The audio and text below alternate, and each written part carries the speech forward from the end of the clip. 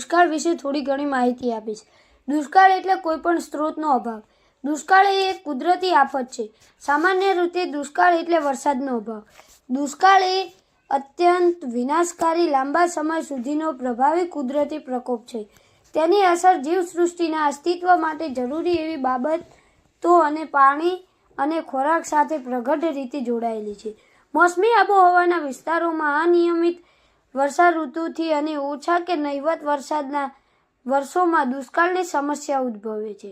કારણ કે ખેતી પાકો, અનાજ અને જીવસૃષ્ટિ પાણી પર સંપૂર્ણ રીતે અવલંબે છે.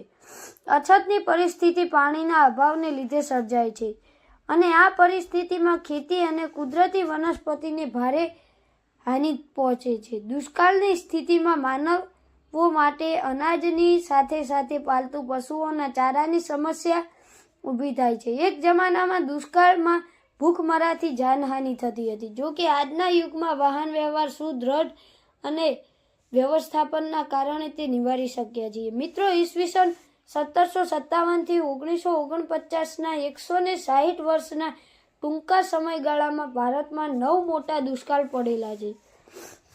દુષ્કાળ સમયે શું કરવું જોઈએ? ખેતીમાં ટપક સિંચાઈનો વ્યાપ વધારવો જોઈએ.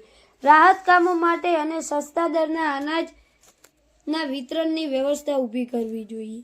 તકદીના કામ સિવાય બધા કામ બંધ રાખવા જોઈએ. દર વર્ષે વૃક્ષો વધારે લાવવા જોઈએ. હવામાં ભેજનું પ્રમાણ જાળવવા, વાતાવરણને પ્રદૂષિત થતું અટકાવવું. એના સિવાય દુષ્કાળ પડે ત્યારે તમારે શું ન કરવું જોઈએ? અનાજનો બગાડ અટકાવવા માટે મોટા ભોજન સમારંભો ન યોજવા. નાગરિકોએ અનાજ કે ઘાસચારાની સંગખોરીઓ ના કરવી.